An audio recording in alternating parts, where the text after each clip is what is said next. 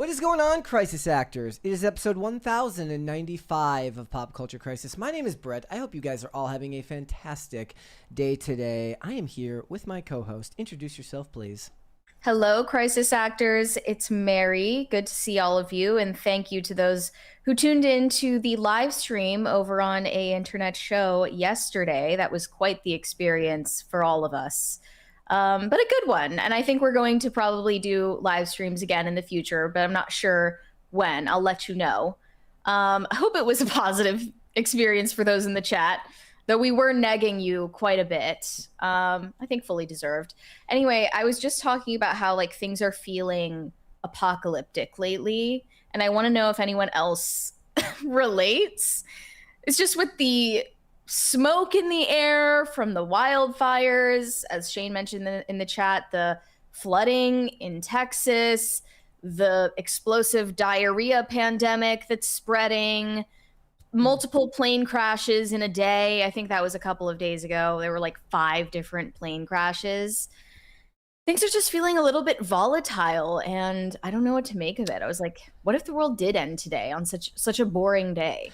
It's probably, I don't think that there will ever be a universal experience about an apocalyptic world because everybody is so algorithmically controlled. It was it might be my news feed, but at some point, if so it does happen, if the end days does come, there will be somebody watching skit videos on Instagram with no idea because that will be me. None of the signs were there. I will be scrolling Pinterest when Armageddon takes place. By the way, there were tons of people asking about a collab between PCC and Kyler. They basically want us to have Kyler on PCC. And I was like, not sure, because first of all, yesterday was his first time even being on a live stream, period. So that takes some getting used to, but also he's not entirely interested in the stuff we talk about, except for Jelly Roll. He has a lot to say about Jelly Roll. Good or bad? So, all bad from what I've heard. He has only bad things to say about Jelly Roll, but I'm not sure I can share everything he said off camera. Well, when you reach Jelly Roll levels of fame, you're bound to have some haters. I think Kyler might surprise us. He might be well versed in a lot of celebrity knowledge. So, if Brett is ever comfortable with having 2 remote guests on at once, we still haven't done that. Will happen. That is in the cards. We still haven't done the 2 remote guest thing. It'll happen eventually. We had 20 here from Pop Culture Junkie. Says, Brett, just want to make sure you have heard of the release of the scarier director's cut of the first X-Files movie to be released on Hulu August 14th. It's on my birthday. It's the X-Files, I Want to Believe, and then, bro, I don't even know what that German shit you wrote below that is. Frankenstein. Okay. So Rob Bowman, somebody can correct me if I'm wrong. I'm going completely off the top of my head. I believe it was Rob Bowman who directed the first X-Files movie, and that was a big deal because at that time he was more of a television guy than a movie guy, and I suppose that's still true for the most part until this day. The first X-Files movie wasn't really scary, and that never really bothered me. I was always more interested in the thriller aspects of the X-Files than the scary, spooky aspects, as JB from JB Spooky Reviews would say.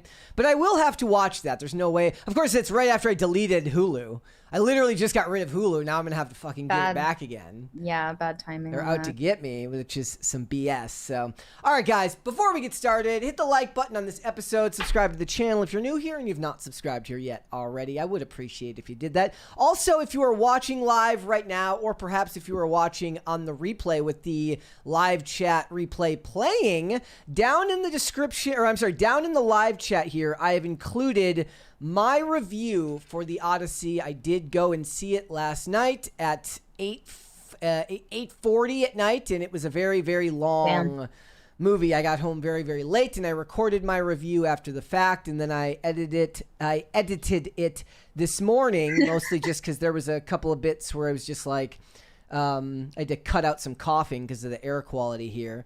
But I would encourage you guys to go and watch my review. As always, I am supremely objective. I don't have any biases whatsoever. I'm basically a computer when it comes to these things. Nothing phases me. So whatever you're going to see, I'm being completely sarcastic. Well, if you didn't like anything about the movie, it's because you didn't see it in IMAX. That's exactly right.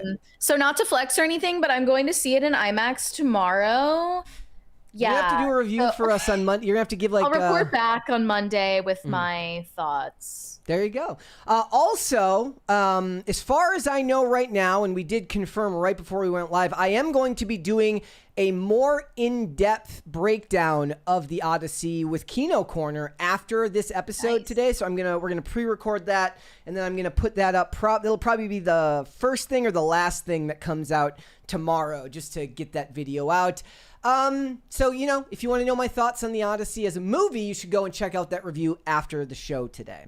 So what are we getting into on this Friday? Well, the Odyssey is one of them. We are going to talk about the reviews as predicted, the combination of a strong audience score on Rotten Tomatoes, and so far from what I've seen, a strong audience score on Metacritic, a strong response on Metacritic, tells me that it's time for the shills to dunk on the chuds. They're like, take that, you incels. This movie's gonna make a ton of money and everybody's liking it. X isn't real life.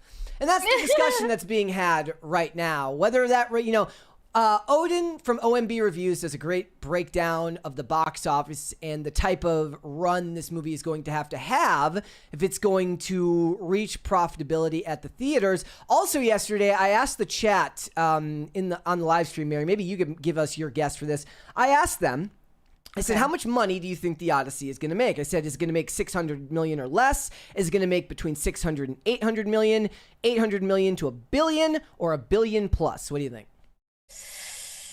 I think it will. I think it will be between 800 million and a billion. That was the guess that I laid as well. The dominant guess. The dominant guess from our chat was sub 600 million. So they don't have guys, come on. You don't have to shut out. It's gonna do well. Like, come on now. It's want to get shown up. Anecdotal evidence being what it is. My theater was pretty damn busy yesterday. Saying that it's going to flop is chudded. That is a chudded take. Okay, so the point that they're making is that the budget for this movie is extremely high, and when you over-index overseas, you take home even less of the box office because you keep less of it overseas. So I do recommend, guys, go check out Odin from OMB Reviews video on this that came out today. He'll also probably be giving you coverage on Sunday as well. He makes great content, and I think he does a really good job of breaking down what the Odyssey has to make and what type of run it's going to have. As I pointed out yesterday, his Nolan movies tend to not have the strongest opening weekends, but have long legs all the way to Canada at the box office. So we'll have to wait and see. So stay tuned for that. Also, in tangential news with the Odyssey, Elliot Page stays winning, or so says the internet. They say Elliot Page is putting all the chuds in their place by, being happy, having a girlfriend, which is something chuds will never have, and it's something else. Oh my gosh. So all Take that, things, you incels. I bet you wish you were a female with a double mastectomy and 8-pack abs. I bet you're so freaking jealous. I mean, I am pretty jealous of the 8-pack abs. I'll give him that. Are they implants? I feel like they're implants. No, just no body fat. Just no body fat. Yeah, it's both. I don't know. So we are going to talk about Elliot Page, and also Brad Pitt has been disowned by his entire family tree. All the kids have said, nay, we want nothing to do with you. We are performatively getting rid of your last name and separating ourselves forever from the Pitt legacy. So the star of F1 says F you to them. He didn't actually say that. It's a sad state of affairs. So we're going to get into that. We got a bunch of other stuff. We got a 20 here before we move on. Mary, WDW food is notoriously Walt Disney World food is notoriously awful. Worst, Really? number 1, Tony's Town Square, overpriced, bland, and Italian. Oh, he says overpriced, bland, Italian. I thought he said overpriced, bland, and Italian. He's like even worse. Even worse. He did not say that. Number 2 is Cosmic Rays Starlight Cafe, awful hockey puck burger buns.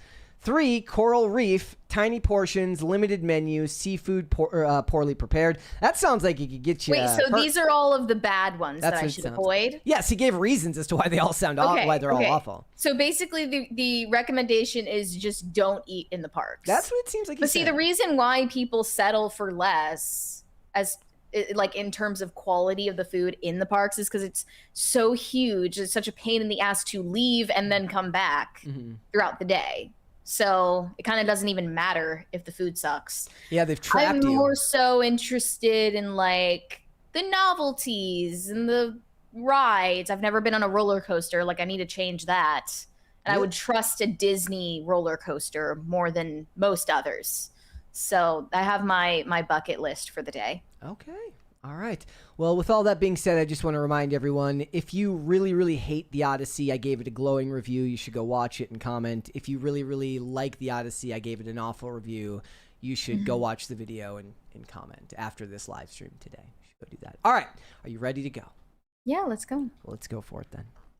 So we are only on the precipice of the Odyssey's opening weekend, and as reported today, it earned $17.6 million in Thursday preview tickets, but we'll have to see the updated numbers after the weekend is up. I haven't seen it yet. Brett has seen it, full transparency. I'm seeing it tomorrow, so I'm going to withhold any of my assumptions or biases or opinions for now.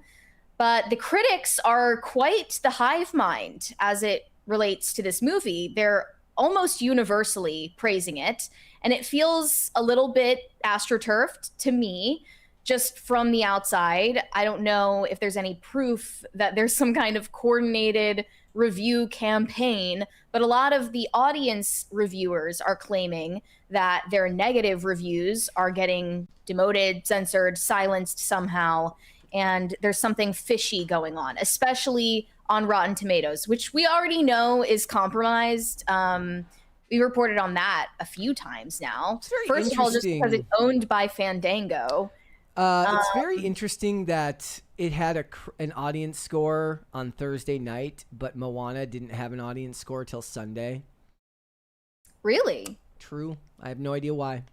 Interesting. I'm just asking questions. Yeah, What's BB doing? Does he have something to do with this? So basically, Egyptian planes were following Christopher Nolan on his private jet for 2 years straight. That's what I think. Everyone in the theater on opening night for the Odyssey was wearing a maroon shirt. I noticed that.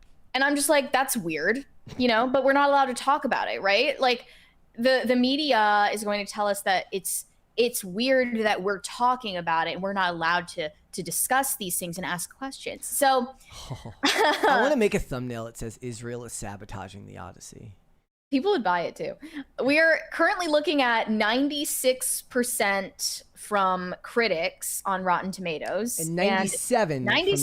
From audience. Yep. And there are 300 critic reviews as far as I know. I just refreshed the page. It's just a little over that. And thousands of audience reviews. Does verified mean they proved that they bought tickets before publishing a review? Correct. Okay. So I want to see, because most of my mutuals on X, on Instagram, are saying, this is one of the worst movies I've ever seen. This is a travesty. This is an abomination. It's a bastardization of this classic myth.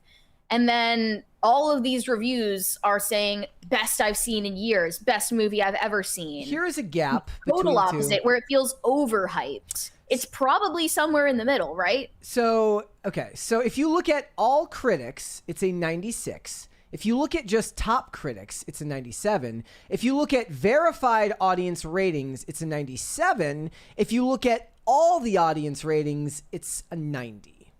I'm also going to just add, if you paid for tickets months ago if you paid like $40 per ticket to see it in IMAX or whatever, I do feel like there's a bit of a cope there where like you're already going into it primed to like it more than you otherwise would. I've said this in the past that in general, your audience score will end up recalibrating because the people who go to see it Thursday night are already strong into the target demographic. Fans. They're the diehards. They want to see it really, really bad. And maybe it's sunken cost fallacy or something like that for some of them. But look, that is still mere supposition. This movie does have a lot of strong support that I have seen, but that doesn't mean that we're not seeing shenanigans here. Like I said, in my review, I said, this movie is not a 96. I don't know what it is, but it's not a 96. And it's definitely not a 97 on the audience side of things. A 90 seems more in line with me, but a 97 makes sense because the reviews that are there are the ones who went opening night. So, you know, be of that what you will. There is no IMDb score yet. Like, it doesn't have it listed yet, so I can't look at all the ways it's going to be manipulated. Just be sure, guys, on Monday, I have no doubt we're going to be making a video about look at all the 10s and look at all the 1s. There's going to be lots of 10s and lots of 1s. Well, I did come across a couple of those here. One said, save your money. The vision, or whatever you want to call it, is a complete mockery of the first work. Another one said, I got a midnight ticket. It was not what I thought it would be. Somehow felt it was made with a cheap budget while being insanely expensive. Tom Holland was good, but can't take Spider-Man out of that guy. Yeah, it's I would have said the opposite. It looked fantastic. I mean, like visually, it looked as expensive as it was. Color grading wise, it wasn't my favorite, but it fits the tone of the movie. Like, it's not what I would have liked to seen. But when we're talking about the sheer artistry behind the creation of the Cyclops and all of this other stuff, it looked incredible to me. And the scene with Cersei looks ridiculous, and all of the scenes that are shot and cut and paced like horror scenes are really, really very much done capably, and it looks good. I disagree with that notion, especially knowing how hard water is to do. Like, all the scenes on the boat are really, really good. There was only about 2 shots in the whole thing that I clocked that seemed like I was looking at blue screen, green screen, or like some type of pickup shot. Maybe I'm just imagining that. I didn't see it there. Maybe it looks different in IMAX. Again, I did not see this on an IMAX screen, but I disagree with that particular take. Yeah, I thought that it could be reliably high quality in terms of production, lighting, cinematography. But what is worrying is the casting and the script being based off of the Emily Wilson translation. There is some feminism in this movie. There's 2 moments of it in this. If I'm trying to like boil it down to 2 things, I won't go into depth in it, but there are 2 scenes that reek of that type of writing. Me and you talked about it off air. One of them is just simply something that would have never mattered at that time period because it's not the way people thought. And the other they're one, kind of like imposing liberal orthodoxy onto people. Correct. From an ancient period. And there's another one in a scene much earlier in the movie, but it at least makes sense in the context of what I was watching, and it didn't distract me from it. And it was one of the most visually incredible. It was right after one of the most visually incredible parts of the movie. So be that what it is, you know, like that you could say that's definitely a concern, but I don't think most people are going to clock it. Two moments throughout the whole movie isn't going to clock to most people, like Justin Bieber. I think the Chuds have been drowned out this time. This is a loss for the Chuds. One tweet said, it's official, the Chuds have lost. The Odyssey debuts with a 96% verified audience score. Is the general public bought and paid for too? What are the excuses going to be? What'll be the next pivot? Box office? Yeah. Okay, I'm trying to understand how that would be a pivot. What does that mean? I guess that he thinks that the next time the box office is what they're going to complain about. Like, I mean, this is all kind of one thing that everybody's complaining about, right? That some people are saying the movie's going to bomb. Some people are saying that it should bomb because of the Emily Wilson translation or because of the casting decisions and all of that stuff. I don't know precisely what they mean by the pivot, but again, I don't know anybody that's thought that this, outside of like randoms on the internet that I don't know, nobody that I know that works in the space that talks about this stuff has thought that it was going to be a bomb. Now, people who have done the box office breakdowns have said that there is the potential for this movie to flop if, for instance, it doesn't end up making the money that it needs to at the box office. If it makes $700 million at the box office, that's a lot of money. But a movie that costs $250 million to make and $125 million to market needs to make 2.5 to 3 times its budget to break even. And I think it's a pretty good rule that people should have, that companies usually don't spend $375 million with the hope of making a couple $1 million and then an additional 30 to 40 on the pay VODs and all the stuff down the line. They're looking for a hit with this. I do still, again, my guess is still 800 million to $1 billion, but it is true, as other people have pointed out, that this movie, if it over-indexes overseas in foreign markets, you have to make even more money because they keep even more of the box office than they do here in the U.S. And this movie isn't over-indexing overseas the way that Oppenheimer did, which is always weird to me, that Oppenheimer did as well as it did overseas. Like, except in Japan, maybe? no, it did well in Japan. That's the interesting thing. If I remember correctly, it actually did pretty well in Japan. I only remember a lot of Japanese Twitter users getting offended by Barbenheimer memes. Yeah. At the time. One of the replies here from someone I assume gave the movie a 1-star review said, "Bro, they're not approving negative reviews," with this screenshot on Rotten Tomatoes saying, "Thanks for your submission. Your review is awaiting approval.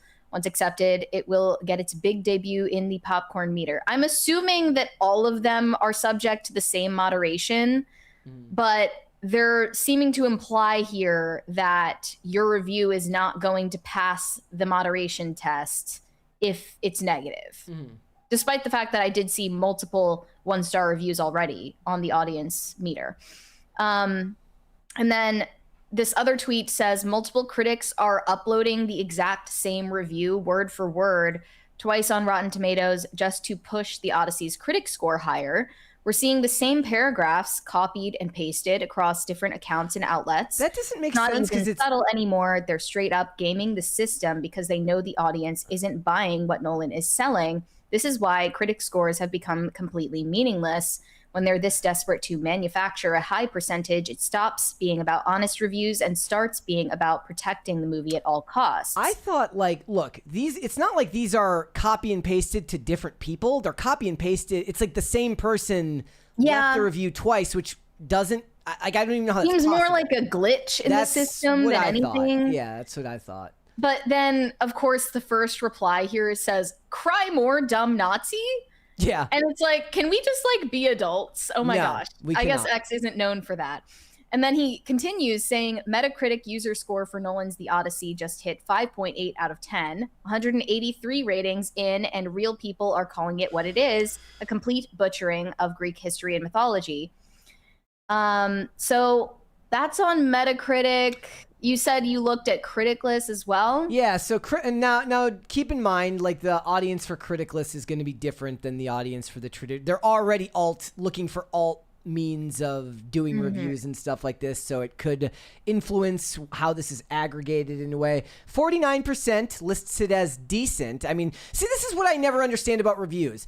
I thought 50% would be a failing grade. How can 50% be decent?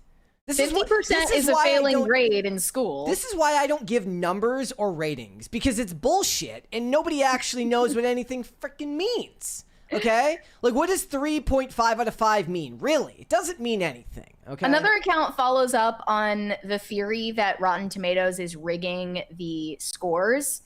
He says the profiles that left reviews on Rotten Tomatoes is exactly what you would expect. The overwhelming majority of the accounts are fake profiles that have 0 or 1 follower.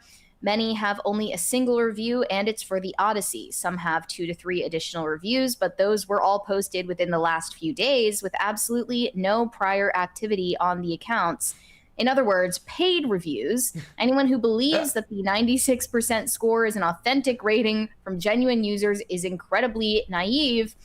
And he shows this screenshot with a ton of audience reviews from people with default profile pictures. I believe that plenty of people made a Rotten Tomatoes account for the first time to review this movie. Yeah. Maybe there's something to this idea that there's bot activity, but I would need more proof to say it's plausible people are getting paid. I mean, if people are getting paid to give it 5 stars, hit me up. Like, DM me. Let me know if there's a paycheck available. Like, I haven't heard or seen anything about that. Yeah. It's probably just bots, if anything. And I mean, bots could be responsible for negative reviews too. So it's kind of a wash. Yeah. It seems a little bit like cope, because like I do think this movie is going to perform well at the box office and mostly be considered well liked. But it's also cope from the other side because, like I said before, anybody of note who talks about this stuff has basically been hedging their bets and being like, "Well, it's a Nolan movie. It's going to do well." Like I haven't seen. People need to realize that like more than 9 out of 10 people going to see this movie have not read the source material. Yeah, somebody college shamed me, I guess, because I didn't go to college. I went to tech school. I basically got my production degree on the back of a paper napkin because I said in my review, I said, just as a preface, I've not read the Iliad, I've not read the Odyssey. I'm going into this as a normie, so the thoughts I'm going to share with you guys are the thoughts of a normie on this movie. And somebody's like, what college did you go to? And I'm like, well, thank you. It was assigned to me in high school and in college, but I still don't have a great grasp on the material. I don't remember a lot of the details, so I'm not going to be well versed in it either. Half my going review, into the movie, but most people have even less familiarity with the story than I do. Half my review is me trying desperately to not mispronounce names. I'm like, it's not Telemachus, it's Telemachus. Why can't they all have a name as easy to remember as Penelope? Maybe they just should have renamed all of the characters to have they 2026 names. Like every single one is Aiden, Braden, and Zayden. Yeah. And Grady. Yeah. There's a 20 here from Pop Culture. From Chief Corey Anderson. Says, Mary, yesterday during the live stream, you said you were happy when someone didn't know who Tim Pool was. When Kyler said he didn't know of Tim. Are you and Tim beefing? Are you going to throw down at the rec center? No, Tim and I are not beefing. I don't think we ever have or ever will. I just mean it's always refreshing when people are not chronically online and plugged into political news cycles. I kind of always thought a lot of the people that, because you get recognized a lot of it comes from going on whatever. Some of it, yeah. But most of the time, people do like mention pop culture crisis. In fact, I was walking down the street and this guy who's like running it wasn't a tour bus, it was like a tour golf cart, I guess. He stopped his golf cart with all of the people that like paid for his tour on it. And he was like, "Hey, are you a YouTuber?" And I was like, "Yeah, thank you." And he was like, "I like pop culture." Like,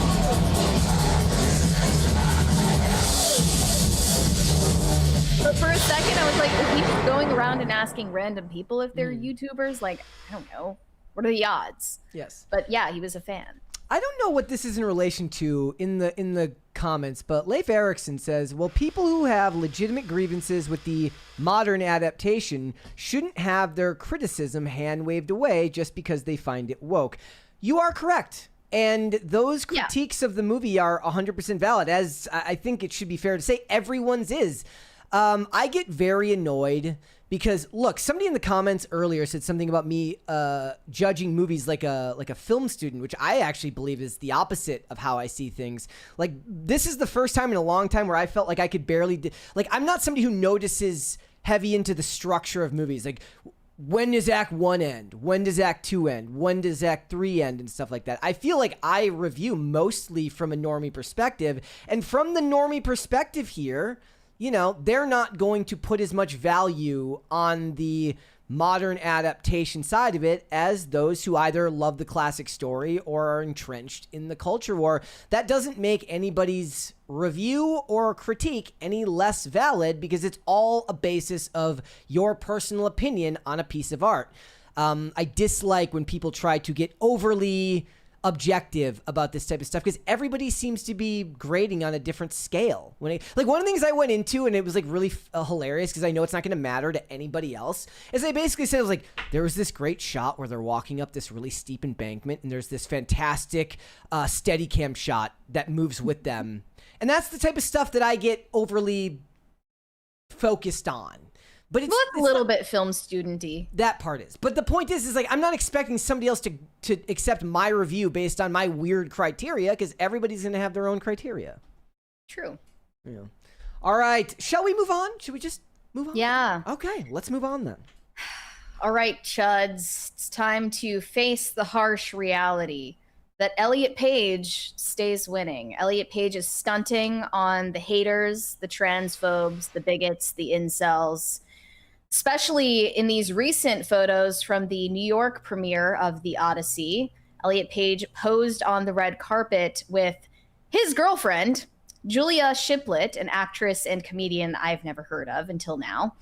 And it prompted this headline from Them magazine.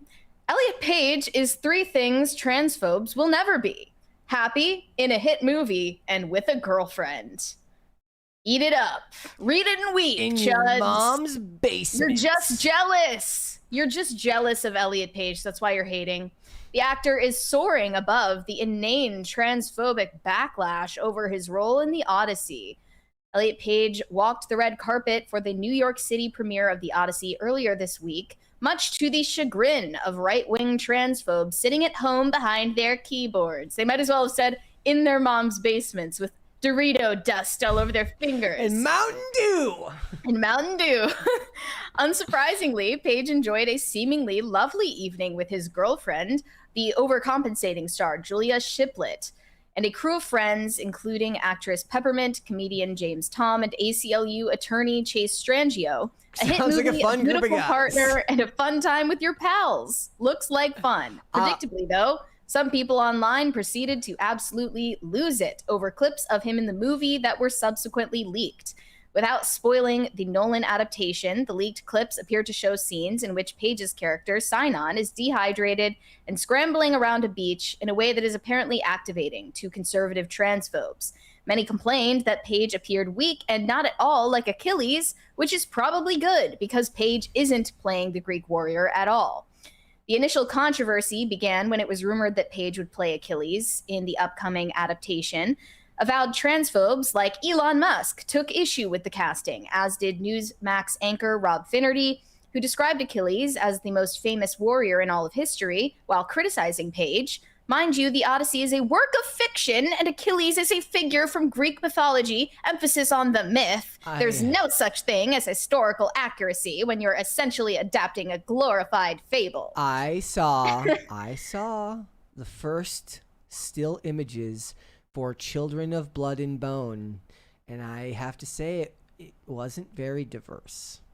That's all I'm saying. No, it wasn't historically accurate. I will say, if I had to choose between characters in this movie, Elliot Page still did better than Himish Patel. If I'm in Himish Patel had way more screen time. Interesting. Yeah.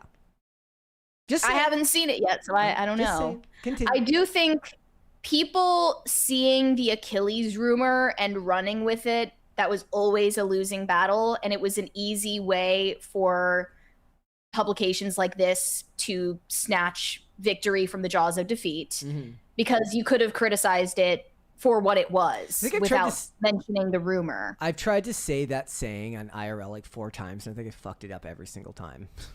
Snatching jaws from the defeat of victory. Basically, yeah. But it was an easy way for them to clap back at lay haters by saying that wasn't even true, that Elliot Page was playing Achilles anyways, so you're just hating for no reason.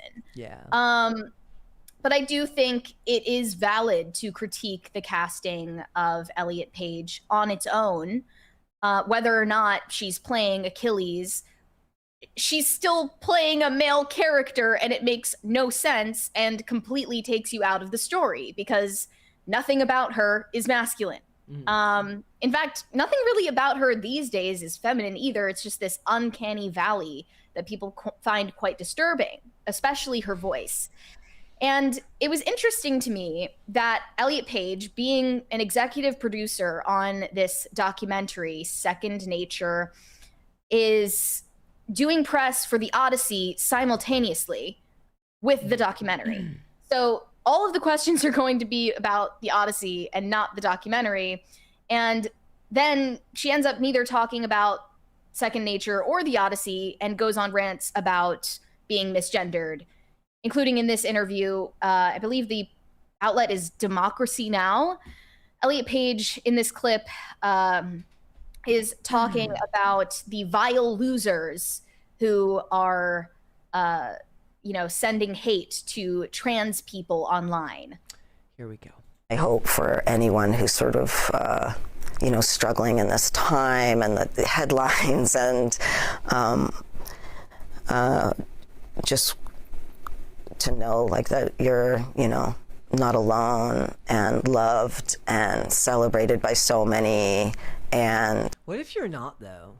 Like, what if you are alone and like nobody loves you? That's like what then? That's a thing. Like, try and block out the noise from, absolute vile losers who must just be so profoundly uncomfortable with themselves they can't handle that someone could get to a place that I think, that, trans people do get to, which is a level of self-acceptance and understanding that I think is really beautiful and profound. okay. So obviously you can recognize in that clip the body language and speech patterns of someone who is incredibly happy, full of trans joy, confidence, self-esteem, and security in their identity. Now, before the premiere of the Odyssey, I did see a lot of lay discourse about Elliot Page on my timeline. One of them was a before and after comparison of her transition, captioned, "What the F happened to my childhood crush?" It was quote tweeted saying, "She was molested by Hollywood producers. What else?" And I do often caution against this when people, especially in Hollywood, do crazy shit. I question the impulse to blame it on someone or something else. They're not saying a person, they're saying producers, meaning the entirety of the industry did this to her without actually being specific about who it was that did it. Those are very serious allegations. There are just messed up people in the world, and it's not always as a response to something like that. That's not to say that it did not happen here, but it's always done in this way where you're just supposed to accept that that's the truth without looking any further, to just write it all off rather than actually look for a culprit. Yeah, and people do this with Amanda Bynes, Justin Bieber, just to name a couple of former child stars. Every time they do something weird or wacky or unexpected or concerning, it's blamed on Dan Schneider, Nickelodeon, Disney.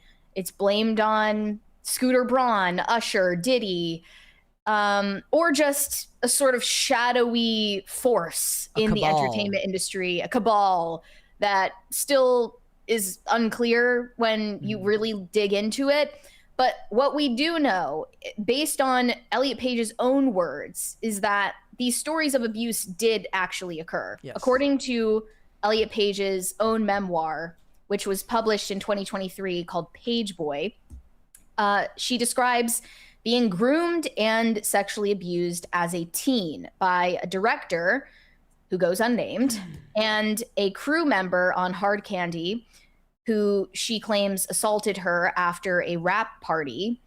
And she also suggested other things about facing harassment, sexual harassment in terms of just comments, remarks that were made to her when she was a young star. We have a 20 from Eazy-E.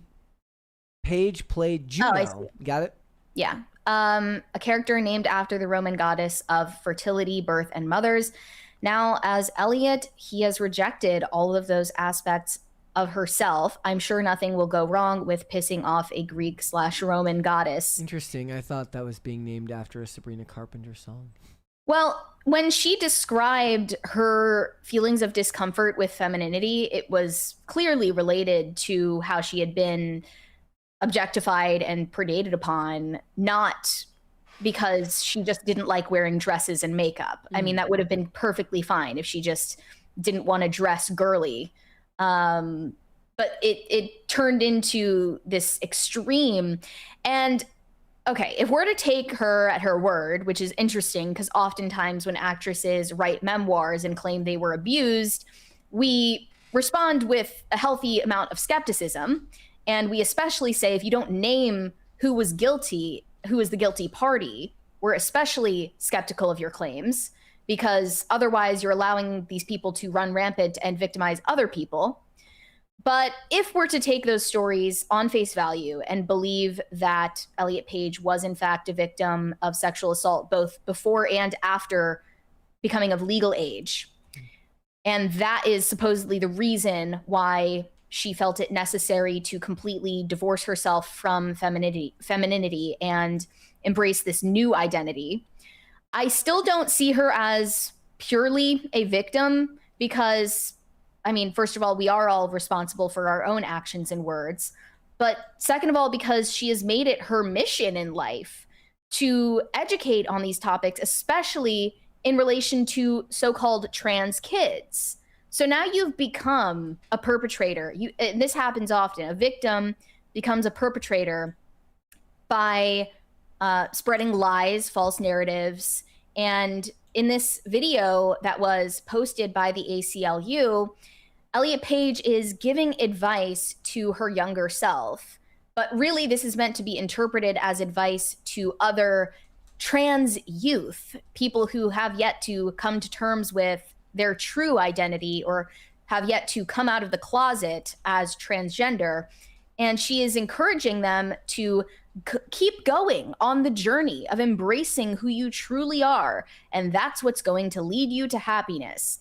And when I watched this clip, it was, you know, the same Elliot Page that we saw in the last one, the shaky voice and the shifty eye contact. And I mean, every body language signal of deep, visceral discomfort in her body. And still, I'm not going to see you as a victim if you're telling children to mutilate themselves and end their chances of having children or a healthy adult life. You're becoming a perpetrator of the same thing which you were a victim. So I don't really subscribe to the narrative that, like, oh, it's just the evil Hollywood did this to her. Like, yes, evil people in Hollywood did bad things to her, but this was not a necessary way to respond. You want to show that? You want to see the clip? Sure. Okay. Message to my younger self would just be like, you know who you are, you know, and please embrace that. I feel, for me, I understood my truth.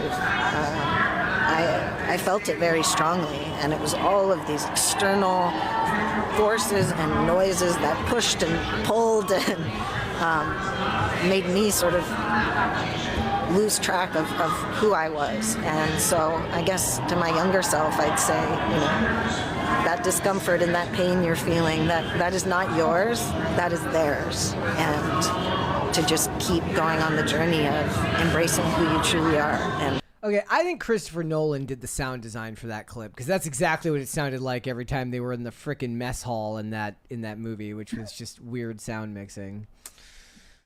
Yeah. But here she is encouraging confused children on TikTok to destroy their lives. Like, she's like, take that pain and that discomfort that you're feeling and just like multiply it. Just lean into it and make it so much worse.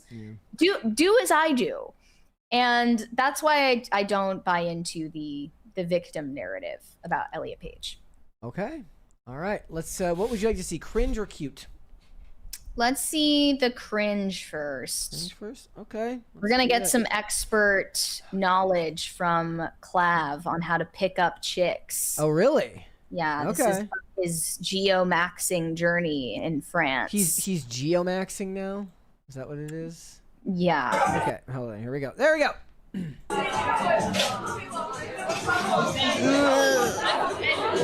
I don't mean to bother you while you're working, but you're very pretty.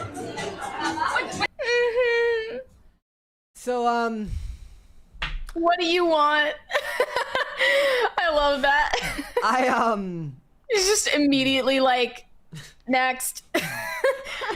I was rewatching the 2006 Miami Vice movie.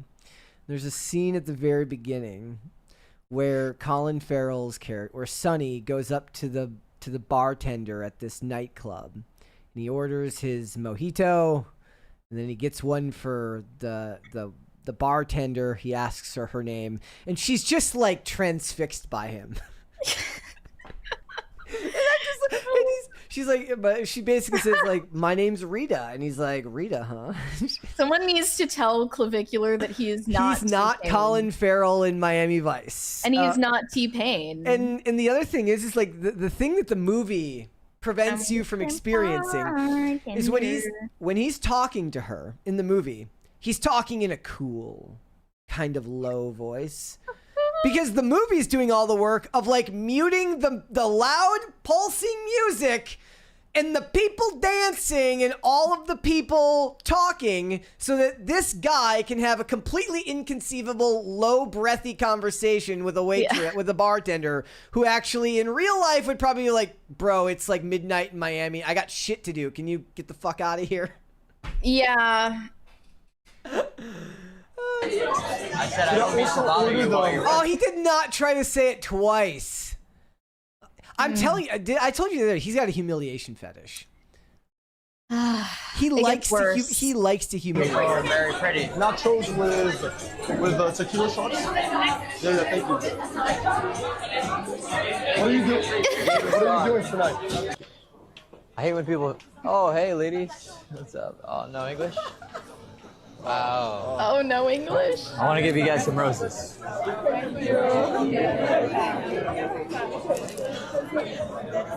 Of course. I mean, this might have been more effective if he gave one rose to one girl as opposed to like turning it into an episode of The Bachelor. You guys look very beautiful. So, hey, if you want to roll with us, we're gonna head to one of the clubs. Yeah, we got better plans than whatever you'll have planned. Promise. Wait, so is like the other guy's job supposed to be to like make fun of them after he says something? Whatever, you're not even that hot anyway. See that? What are your plans? Nah, you tag along and find out. Listen, yeah, you just gotta look at us and trust us a little bit. That's the words of a human trafficker. The most human trafficking thing I have ever heard in my... Actually, it's not, because the human trafficker would have a better line than that. Even human traffickers have better riz. Like, a human trafficker is better at making the woman feel at ease than he is right now. What do you think? If you want to take a leap of faith that will show you a good time, then tag along. Whatever. We'll grab one of your numbers. If not, have a good rest of your night. Oh, no. We have other friends coming. He's like, bro, it's a numbers game. You just gotta throw them in. All right, Well, you're lost. yeah, we'll let you guys know. Because French girls are different also, you know? Yeah, that's the thing. Yeah, I'll tell you. In Miami, you go up, you say, hey, slut, you want to fuck? And then it works. Yeah, here it doesn't work like that. I was going to say, I've been having a good time, though. French girls are pretty, you know, like yourself. I said, how are you enjoying your night so far? It's okay, but Well, let's make it a little better than okay. Why don't you guys come with us? We'll take you to the club. It's going to be a lot more fun than whatever you have planned. How do you know? I don't know how much more of this I can do. Okay, we can cut it short. But it's just funny because the whole theory behind looks maxing is it doesn't matter what you say. It doesn't matter if you're funny or charming or sociable. If you look good, they won't care. But like clearly that just is shattered when you see these clips. Like they think that he is a weirdo. Because he's a weirdo. Like, that completely collapsed his entire worldview multiple times. Whatever. Okay, let's. I mean, I guess even if you're a human trafficker, what you do is you send a girl over to talk to them, and like the girl has like a more trustworthy vibe than a guy saying, "You have to trust us. We'll take you somewhere, an undisclosed location." Has he tried telling any of these women he's a photographer yet? Man, that was tragic. Okay, let's. Oh, we have to do Cute. cute of the day. Yeah. Holy shit. All right. Let's recover. Let's recover from that. All right. Let me make sure I do have one. Yes, from Cookie Don. No name, but very cute. Oh, very cute cat. It's balancing on the edge of the couch cushion there. Let's do one more. Make sure it's not that. Yeah, let's do this one. This one's from Nicole Boone. It is my cat. Her name is Briar. You used my pet Appa. He was named after the flying bison in Avatar. You called him Apps, but I can't find this picture. I have lots. Oh, I have a lot of pets. Cute cat. Oh, adorable. Yeah. These are great. That looks like a blue-eyed cat as well. Very could be. That cat would have oh no, it doesn't look blue-eyed to me. Well, they're not green. Wait, who's that? This must be the puppy from the first one. All I know is both of these have a better chance of picking up those women than Clav did in the previous segment.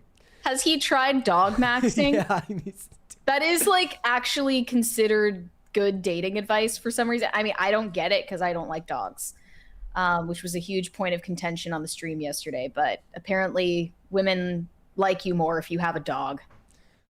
Okay, let's move on. We've got more stuff to get into. Let's talk about Brad Pitt. It's a really sad state of affairs in the split up Pitt Jolie household right now. It has been for some years now. But just recently, Brad Pitt's daughter, Zahara, as well as his son, Maddox, both filed to legally change their names and drop his last name. And initially, I thought they were trying to get media attention in doing so. Turns out they're actually legally required in California to publish this information in local news publications, in newspapers, for 4 consecutive weeks before a judge can approve their name change. Why? So they weren't even publishing this in newspapers just to be petty. They have to do that in order to get approval on the name change. Why? I have no idea. I think it's probably an antiquated law, because obviously like nobody reads newspapers, but yeah, that's apparently what they were legally required to do in order to drop their father's last name. If anybody on either the Rumble side of things or on the YouTube side of things know exactly why the hell you have to do that, put it in the chat, because I would be interested to know. It says it's required by the California Code of Civil Procedure, serving to notify the public and allow for objections, helping prevent fraud or identity theft. Okay. So it does seem like a valid reason to publish that information, but I had no idea that was the case. I initially thought they were just trying to, put him on blast. But as you can tell by the photo, Zahara is one of their 3 adopted children. So for context, they have 6 children total, and that includes their adopted children, Maddox, Zahara, and Pax, and then their biological children, Shiloh, Knox, and Vivian. Knox and Vivian are twins, and they actually turned 18 last week, meaning they are no longer legally required by court order to spend any time with Brad Pitt. And based on the information available, we can presume that is the end of their relationship. At least for the time being. And this has been an ongoing struggle in their family for a very long time. We reported on it back in 2024 when his daughter Shiloh made the same decision at 18 to change her last name to just Jolie. And at the time, a source said Brad Pitt is aware and upset that his daughter, Shiloh, filed to drop Pitt from her last name. And he never felt more joy than when she was born. He had always wanted a daughter. That the reminder that he has lost his children is, of course, not easy for Brad. He loves his children and misses them. It's very sad. But people took issue with it at the time that the source said he always wanted a daughter, because I think, according to the timeline, his adopted daughter was born before Shiloh. I don't know if that's totally true, but yes, both his adopted and biological children at this point have completely cut ties with him.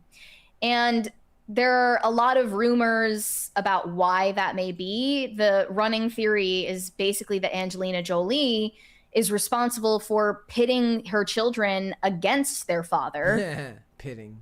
Sorry. Right. No pun intended. Vivian, by the way, the youngest daughter of his, also dropped Pitt on the playbill of a musical that she was working on prior to her 18th birthday. And I assume that all of the children feel the same way. It must be. So this is partly related to an FBI investigation that took place regarding a 2016 flight they were on in a private jet from France to Los Angeles. And according to Angelina Jolie's court filings, she accused Brad of verbally and physically assaulting both her and the children during that flight. The reason why it came under the purview of the FBI is, of course, because they passed through multiple states while the flight was going on. But she accused him of grabbing her by the head, shaking her, choking one of their children, and striking another during a drunken altercation, as well as pouring beer on Angelina Jolie and some of the children while they were sitting underneath a blanket on the flight. And also, he was accused of punching the ceiling of the plane up to 4 times, and accusing Angelina Jolie of effing up their family while doing so. Now, we don't know the real story. Obviously, we never will. And we don't know the real context behind it. But nothing justifies placing your hands on anybody, especially the children. And he has, of course, denied those claims. And who's to say whether they're reliable? But since then, another child of his, Pax, in 2023, posted on Father's Day a photo of his father saying, "Happy Father's Day to this world-class asshole. You time and time again prove yourself to be a terrible and despicable person. You have no consideration or empathy toward your 4 youngest children who tremble in fear when in your presence. You will never understand the damage you have done to my family because you are incapable of doing so. You have made the lives of those closest to me a constant hell. You may tell yourself and the world whatever you want, but the truth will come to light someday. So happy Father's Day, you effing awful human being." And that was on his Instagram story. Yeah. It's just a really sad situation where there's probably blame to go around across the board, but I do think it's telling that Angelina Jolie has a terrible relationship with her own father. Yep. And that probably colors her opinion of all men, especially the one closest to her at the time, being her husband, the father of her children. And it would be typical of the pattern of behavior we see in a lot of divorces for her to try to triangulate with her children against their father. Mm-hmm. That's a known pattern of behavior in a lot of divorces, regardless of whether they're Hollywood people who fly on private jets. That's how family dynamics get torn apart. Tends to happen quite often. But we don't know for sure, of course. And I don't want to say that the kids are necessarily lying about how they feel about him. They just might not know. They might not have done enough introspection to understand why they feel the way they do. they probably feel this intense loyalty to their mom at the expense of their dad because they were put in that situation unfairly from a very young age, I assume. Because they were very young during that flight. Does he have good relationships with any of his kids? No, not to the public knowledge. Yeah. I think it would be pretty cool, though, if so his one biological son is named Knox, and he was the one who just turned 18 last week. Isn't he the one doing MMA or something, or boxing? Is he? I didn't know that. But it would be pretty cool of Knox to at least maintain some sort of relationship with his dad. He's the only biological son that Brad Pitt has. Yeah. And I feel there must be a strong connection between them. Blood is thicker than water, but like, who knows? Knox, I think it's probably the case that all of the kids feel the same way about him. Multiple of them. Yeah, Knox Jolie Pitt celebrated his high school graduation by participating in a Muay Thai exhibition in downtown Los Angeles. So, yeah, and Shiloh is like really into hip hop. Apparently, she's like a dancer now. Well, they can all go on side quests. Vivian is a theater kid. She was on a Broadway musical. Yeah. So they're all in their own arenas. But Link Lauren actually tweeted about this, saying, "What a slap in the face. Brad adopts these kids from countries where they're rationing water and speaking click languages. Now they turn around and treat him like some evil colonizer. Angelina turning the screws, if I had to guess." Okay, in these types of stories, in lieu of knowing what the hell went on behind the scenes, that's just that's your own ingrained political position from the start. He could be awful for all you know. Like, yeah, I guess it could be that they're treating their dad like a colonizer, or in the real world, dad's a piece of shit, which does happen in the real world. Is that the case here? I don't know, but it's acting like that's outside the realm of possibility is a bit ridiculous.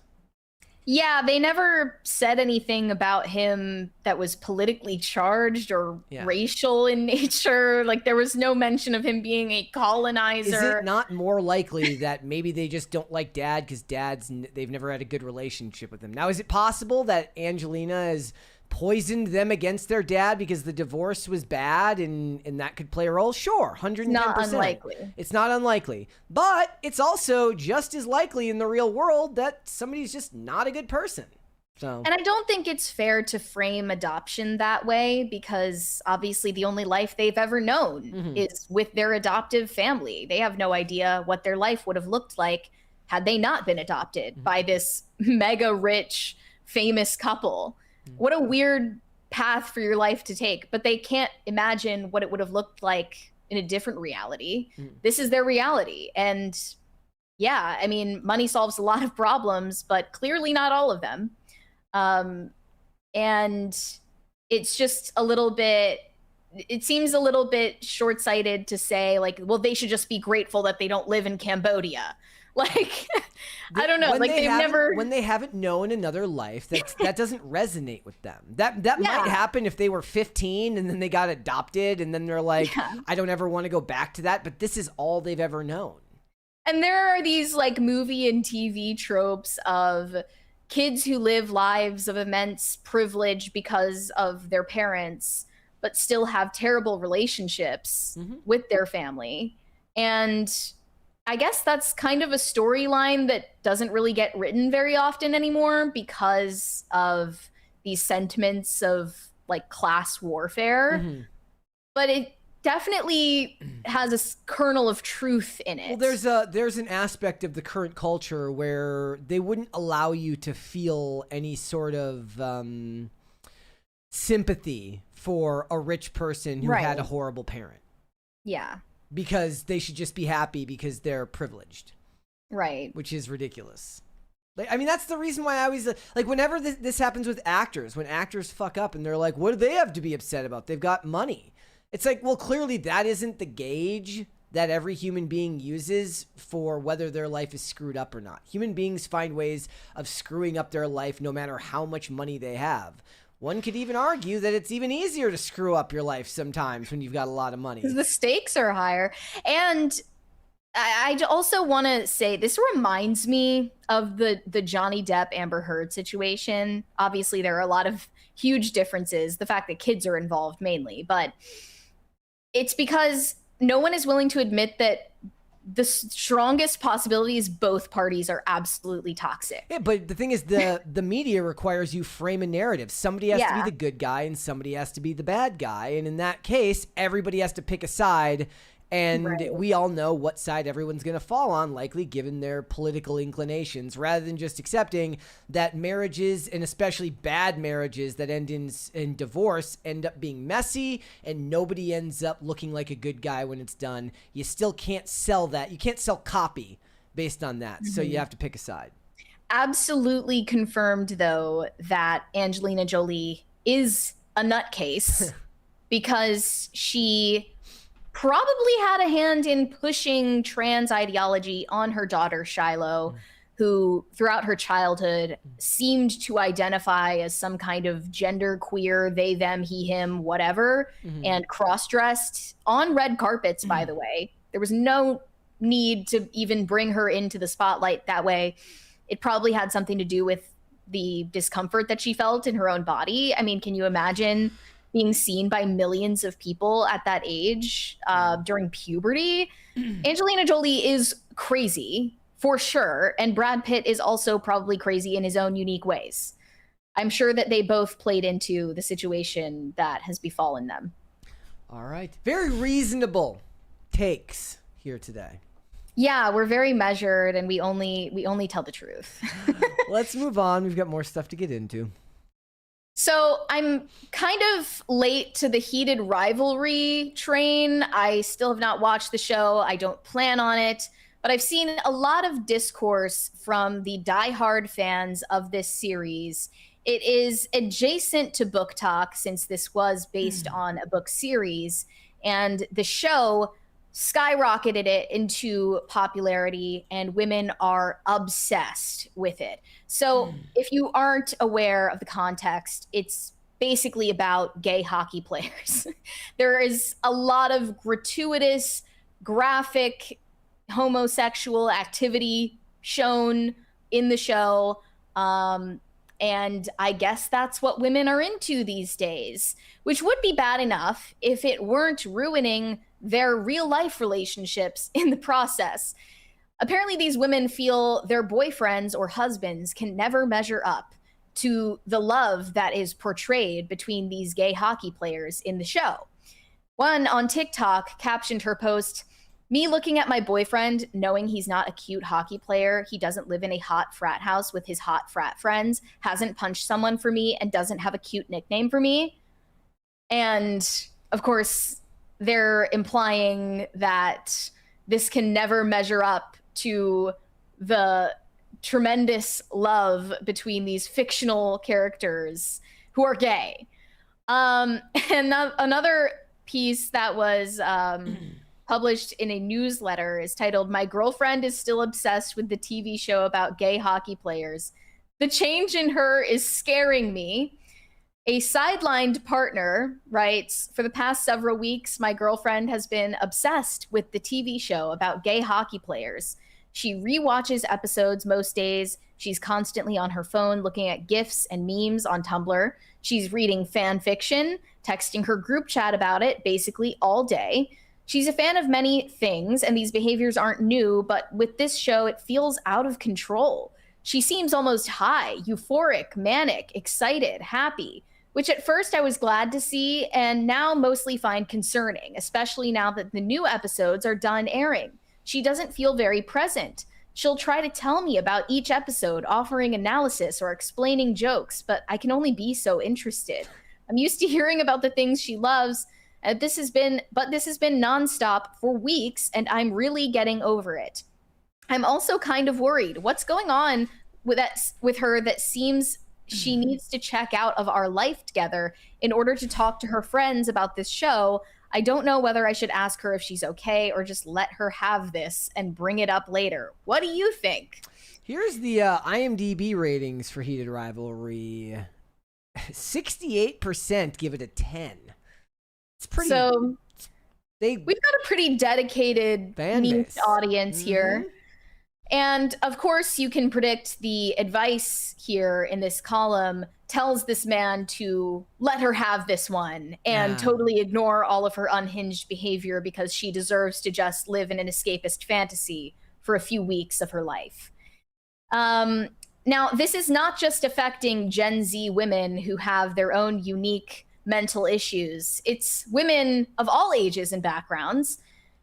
One published article titled, "Stop Being So Shocked That Heated Rivalry Makes Midlife Women Tingly Too."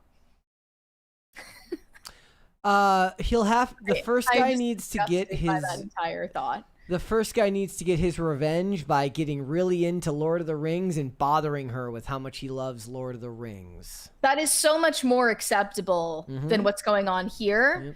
Yep. I don't know what show he could. I guess he could get really into Mobland and just talk about how great Mobland is. That would work. She says, heated rivalry has gone down a storm with Gen Z and TikTok is ablaze with fan videos.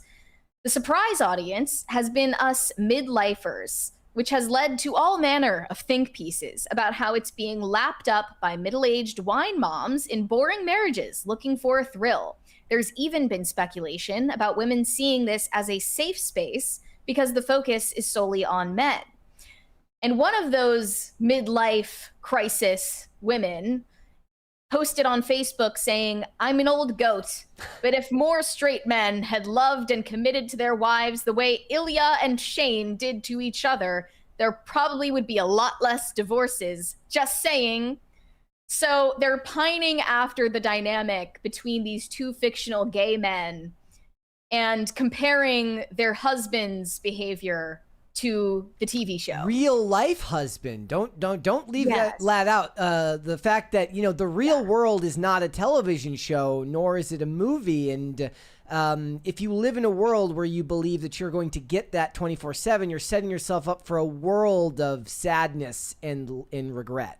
You're going to be let down constantly. Another post on the Heated Rivalry subreddit said, "Did Heated Rivalry change anything for you? I saw someone share that they ended a 10-year relationship after watching Heated Rivalry because of what it stirred in them. That stayed with me. I'm curious if anyone else felt their own relationship shift while watching, whether it brought questions to the surface or strengthened what was already there. There's something so powerful about a story like Heated Rivalry. It feels sacred. Even in the way it reaches people, it makes me wonder whether it's invited people to want more honesty or intensity or aliveness in their relationships." Meaning you want your relationship to look like a porn scene, I guess? Maybe they just want husbands that play hockey. Maybe that's what they're looking for here. Maybe that's what they want. Is that the solution they've been looking for? Gentlemen, go get yourself some hockey skates. I actually know a Gen X married couple who the husband is in a hockey league. Yep. And it sounds like a great thing. He has a lot of fun doing that, but they're not gay. He doesn't do gay stuff with the other hockey players. It's just a sport, as you well know, Brett. And this woman shared her experience on Instagram with her book talk following about getting a divorce as a result of, as she says, mainlining Heated Rivalry. Here is her video sharing that experience with her rubber chicken. Yeah. She's literally holding a rubber chicken in the video. All right. Wait, I lost the link. Where'd it go?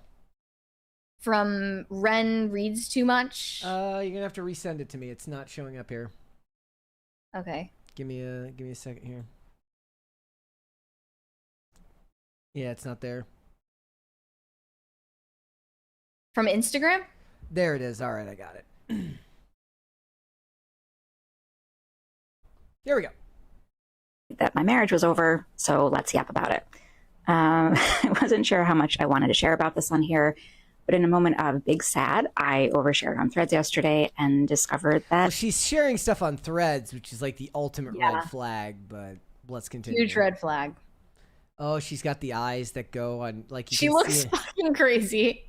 I am not alone. I'm going through a divorce right now. So if I can share a bit more about my story and what's going on, maybe it'll help me, you, your best friend's cousin's dog groomer. I don't freaking know. And this will not turn into a channel where I bash my soon-to-be husband or post videos of me crying in the car. Did she call him a husband? Yes, she did.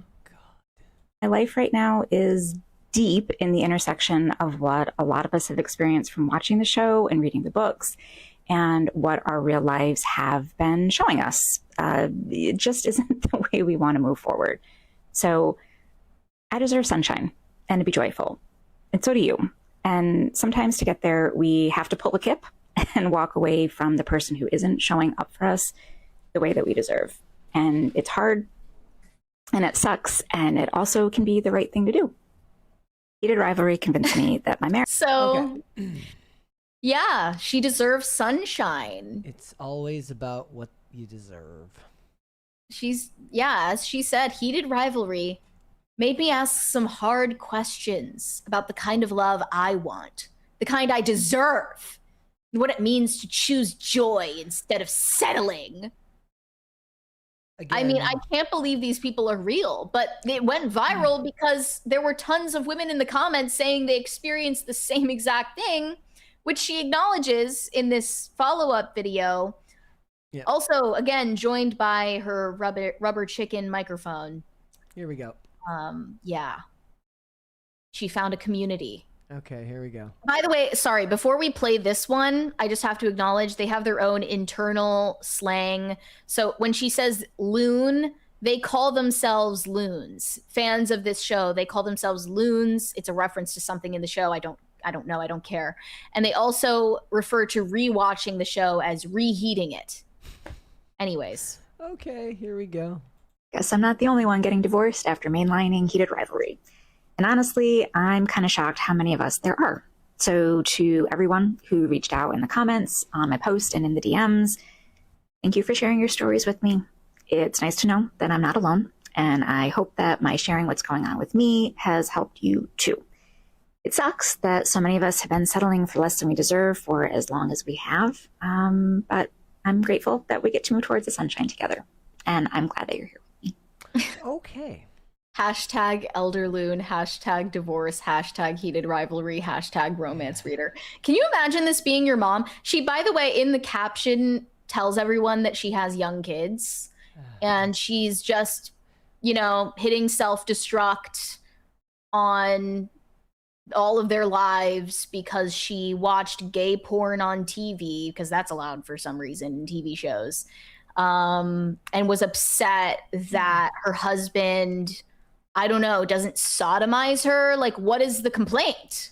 I don't understand. This is also not a realistic depiction of a gay relationship. I highly doubt. It doesn't even, gay or straight doesn't even matter. It's a TV relationship. It's not going to, it's literally designed point by point to elicit specific emotions and take characters on a journey, at least when it's done correctly. And the real world, as we all know, does not measure up to a now I have no idea if the show is what you'd call well-crafted. I've never seen it. But the real world will always fall short of a story that is well-crafted and told in a way that elicits a strong emotion from a person. So you're setting yourself up for failure.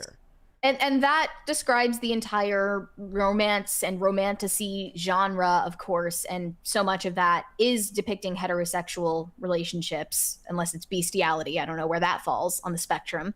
But it is relevant that heated rivalry is about a homosexual relationship between men. It is relevant to bring that up.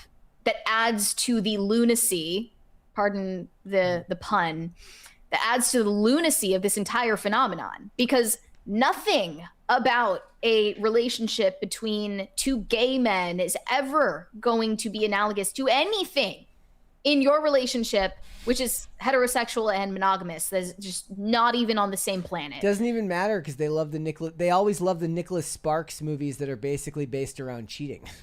And by the way, there is a comment here from a lesbian actually saying, as a lesbian, I have to wonder if this isn't a sad side effect of deep parasocial obsession with a fetish. You're correct. Your personal relationships are imploding because of heated rivalry? This is sad and troubling and would never happen with any other type of media. Yes, they are developing a parasocial relationship with fictional gay men. And that's why they are destroying their own lives as a result. In fact, I looked further back on her account, and there were signs that this was going to happen before she announced her divorce. One of her posts said, "Hot take, heated rivalry might be rewiring your nervous system." And that's part of why so many of us keep reheating. We're watching people choose each other with respect, trust, emotional safety, and real partnership. In a world that can feel pretty heavy, stories like that remind us that healthy love is possible. And maybe that's why we keep coming back. Somewhere along the way, our brains started believing that kind of joy is possible for us too. Is the idea You deserve that kind of sunshine. We all do. Is the implication that she met her husband in a form that wasn't trustful? The fuck is she saying? He probably just forgot to take out the trash or something, and he was like, "Fuck it, I'm done. I'm gonna ruin all of our lives." He also made plays another weekend softball, not hockey. She made another video that was specifically addressed to the so-called elder loons. She said, "Elder loon, I need you for a second. If your birth year starts with a 19, if you reheated this show more times than you'd ever admit in a court of law, if you found yourself saying, 'No, seriously, it's not just the sex scenes,' to someone who clearly doesn't understand, congratulations, you're one of us. We have bills. We have back pain. We make weird noises when we stand up. Some of us own reading glasses specifically so we can better appreciate freckles and fine print. And somehow, despite all of that, we have very strong feelings about a show that has absolutely no business taking up this much space in our brains. Yet here we are. So go ahead and introduce yourself in the comments. Trust me when I say there are a lot more of us around here than any of us realized." Okay. Then there are, if you look in the comments, tons of boomer and Gen X and elder millennial women, a lot of women in their 50s, by the way, sharing how parasocially obsessed they are with this show. One is nearly 70, saying, I have reheated the show more times than I can count, read the books 3 times. I follow multiple fan groups on social media. I have never been this obsessed with a show. That's because you're under a demonic spell. It must be. And this isn't just a phenomenon related to heated rivalry. In fact, I went back and found this post from 2024 about Midsummer. I do think Midsummer convinced a lot of girls to break up with their boyfriends because the main character, played by Florence Pugh, goes on this trip with her piece of shit boyfriend, and he is not really a fully fleshed out character. He's just annoying. And he ends up being ritually sacrificed at the end when she becomes the May Queen. Correct me if I'm wrong about that plot point, but a lot of women felt parasocially connected to that character. And this one posted about her midsummer divorce party where she dressed up as the May Queen. "I celebrated the end of my marriage over the weekend with a party themed around Midsummer, my divorce comfort movie that got me through some very tough years." You are insane. Okay, let's They move need on. an institution. These people just need to be taken somewhere where we don't have to deal with them. All right, let's move on. Okay, I can't believe it took us this long to realize that Greta Thunberg has a younger sister who is, interestingly, way less annoying. She's an up-and-coming pop singer who is gearing up to release her first studio album. And her name is Beata Mona Lisa Thunberg. She's 20 years old, and she has absolutely refused to speak about climate change or activism or her sister, Greta, who is much more well-known, obviously. Mm-hmm. She posts a lot of risque photos and videos. She's a pole dancer, an opera singer, a multi-hyphenate. And she is doing promotion right now for the launch of her original music. So in this interview, it's with Interview Magazine, by the way, she is asked about Greta, and they do ask her, is it okay for us to talk about your family? To which she responded, I'm not responsible for anyone else's life. So she's clearly not interested in speaking on the same issues as her sister, but that doesn't mean she's not attached to politically charged issues. She did self-identify as a queer icon, despite not being gay herself. And she said that her new album has a clear message. It's pro-queer and anti-macho. She said her fan base is queer and she feels like it's the first community who has really accepted her. And she posted on Instagram saying, "When I sing, straight men's fragile masculinity is exposed. T, I have many straight male producers who tell me how to sing. They want to feel like they've taught me. A loud young female is very provocative, especially to them because they want to have control. The album is about the freedom of identity and empowering women. I have a song coming out where I make fun of Trump." I don't suppose it She's could. such a bimbo. Like I can't take it seriously enough to even critique anything she's saying. Like, yeah, like, is the idea supposed to be that those producers, they weren't trying to help. They were just, trying to control you. I think she's talking about people who want to teach her how to sing correctly, because as you're about to find out, she has a very unconventional approach to her vocals. I want to show this video of her rendition of Whitney Houston.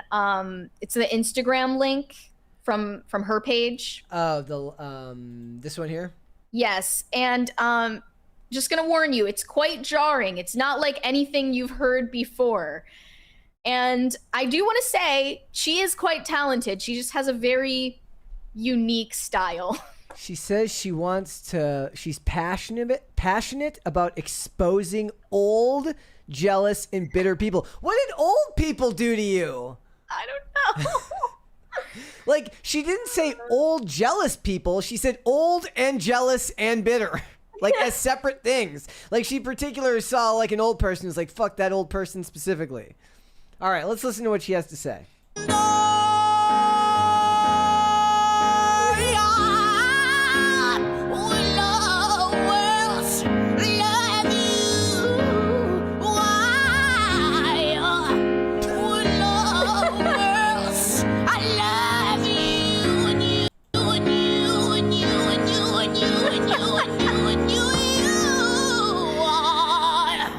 I think some of the Decepticons made that sound in the first Transformers movie. So, obviously, it's a very unique sound. It's nothing like what's popular right now. Actually, it's kind of refreshing because the pop stars these days do this, like, whispering thing where they're not really singing and they're kind of just talking. And it's not this, like, powerhouse approach. Like she definitely is talented. You can tell that, right? Yes, she is very talented.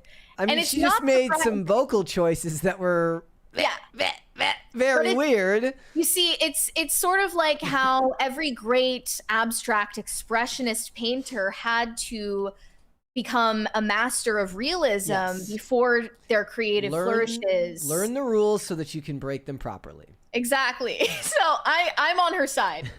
I have faith in her. But this is not a surprise coming from their family. If you don't know already, Greta Thunberg and her sister Beata come from a long line of actors, singers, performers.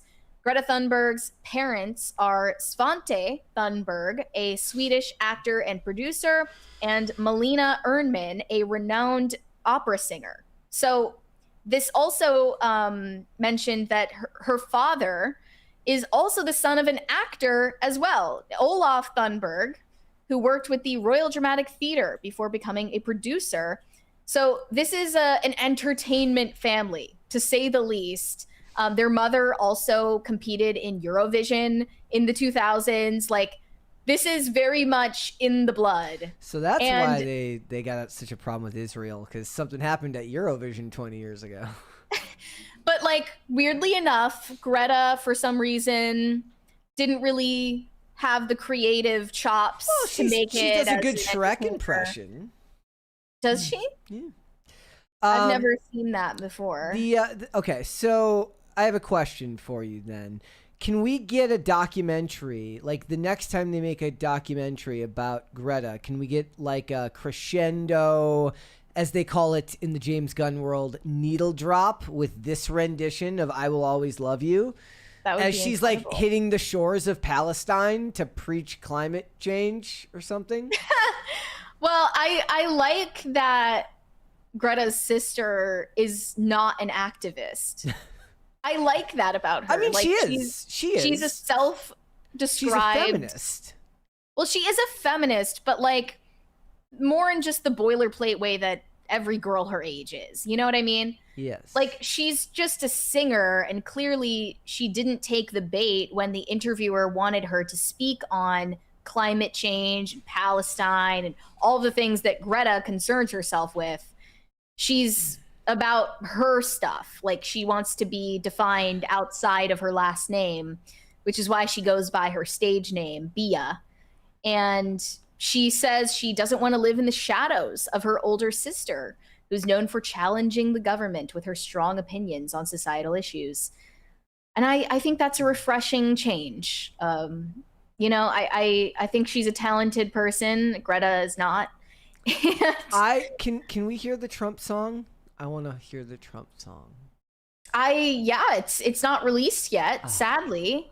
I don't think her album has come out yet, but she says she's written every song herself since she was 13 years old.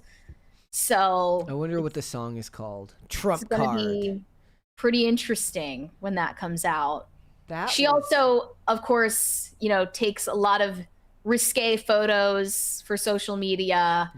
Greta, on the other hand, keeps herself dressed very modestly by comparison. There is a comment that says, "You did that your own way," about the song rendition. Yeah. I mean, she is singing in cursive, and good for her. Yeah, Greta's gonna be orange and green with envy at her sister's success one day. I have no doubt. Great stuff. All right, let's move on. Let's do some super chats. Katie said, "Hi, Brett and Mary. I do want to ask you and everyone, should I make my Grok Coffee government show a full run film or separate episodes? I am not sure." Do an episode first and put it out there and see if anybody wants to watch it. What is this show? She was making her own show using Grok Imagine. She was doing her own stuff. You should make it. You should do it. Not the full movie though. That would be so time intensive. It would take fucking forever. We got some Rumble rants, and some of them are 20s here. So West says, "Mary, now that you know about is it Yakub? Yakub, yeah. Yes. Do you know about Anya Taylor-Joy Yakub memes and lore? If she's ever on PCC, you should ask her about Yakub. I think she would come on if you asked her to." You think that Anya Taylor-Joy would come on? I mean, that's flattering that you think that. I really don't. But if she ever does show up on PCC, I'll make sure to ask her about Yakub. We'll finally have perfect and to answer the question, no, equilibrium. I have not seen the memes about Anya Taylor-Joy and Yakub before. I've just seen Yakub in a lot of like Agartha memes. That was my only knowledge of him before Kyler gave me an education. We have another 20 on Rumble from Crispy Leg. Says, "Why do you keep referring to this woman as a man?" I didn't.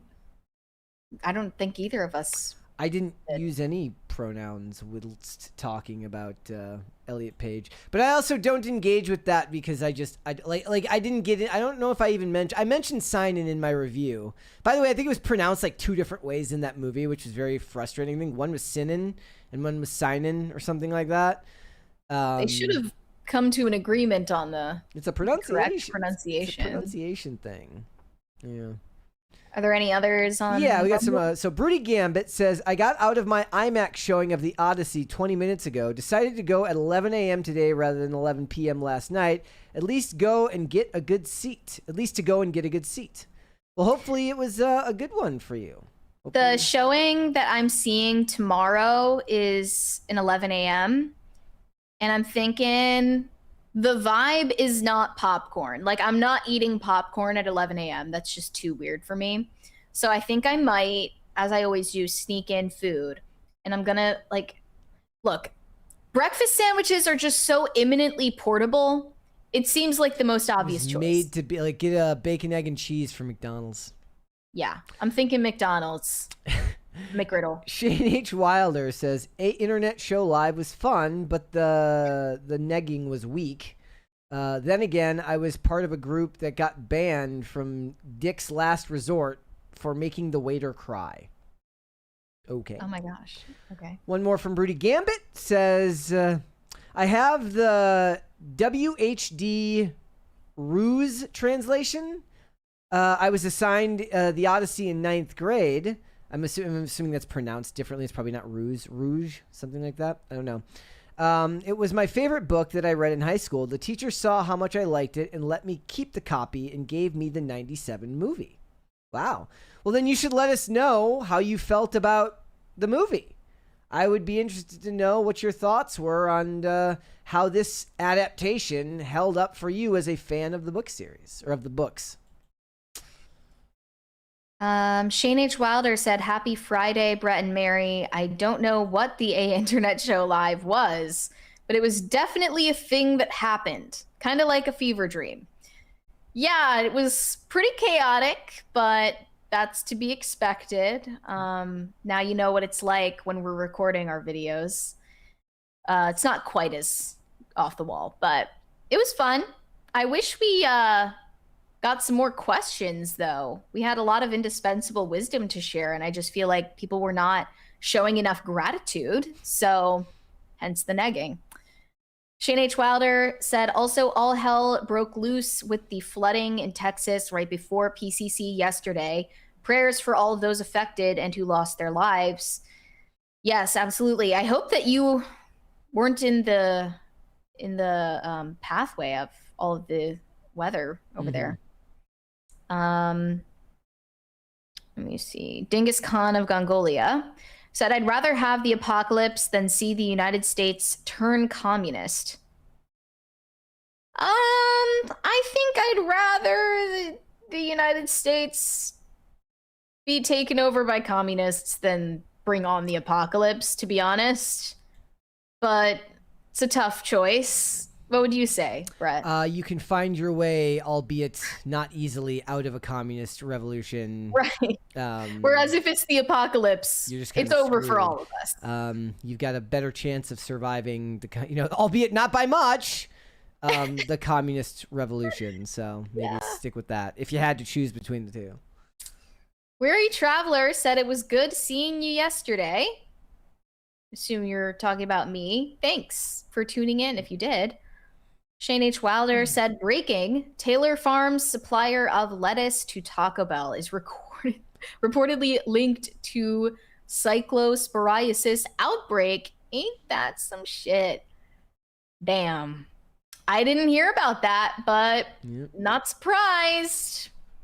You know, I feel like Taco Bell really gets too much bad press that would deservedly go to Chipotle.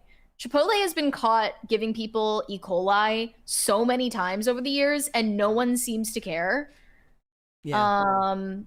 Taco Bell, on the other hand, I don't think I've heard anything similar until now. I think I missed this 20 from Brian Bledsoe. Last year, okay. I couldn't find an Odyssey ticket anywhere except a few in Nashville. Drove in last night for tonight's show. Mary, the Opry tickets were real. Got here too late. I see. So it's just giving them away. Yeah, he was offering a couple spare tickets to the Opry on the stream yesterday. And I was like, is this a plan to lure us into some kind of death trap? Like, I don't know if I can take you up on that offer. but I'm sure I'll go to the Opry at some point here. I'm excited to see it in IMAX. I feel lucky to live next to one of the only screens that is considered real IMAX in the world. Mm-hmm. So that'll be a first for me. Pop Culture Junkie. These were Disney recommendations. Mary, best food at Walt Disney World is at hotels. Number 1, Victoria and Albert's at Grand Floridian Resort has Michelin star and features a lavish multi-course tasting menu. Okay, once again, you're speaking a different tax bracket to me, Pop Culture Junkie. I'm not sure I'm gonna go for that, but it's a possibility. Thank you for the recommendations again. Robert Delara said, you can read other people's movie reviews, but the most important review is your own. Don't let online reviews sway your opinion until you see it. That is 110% true. You should, look, if you have no intention of going to see a movie, I guess go watch the reviews. But otherwise, like, make up your own mind about shit, right? Like, I'm not here to tell you what you should or shouldn't go see. This isn't I'm not going to LARP as like some type of consumer advocate who's here to save you money.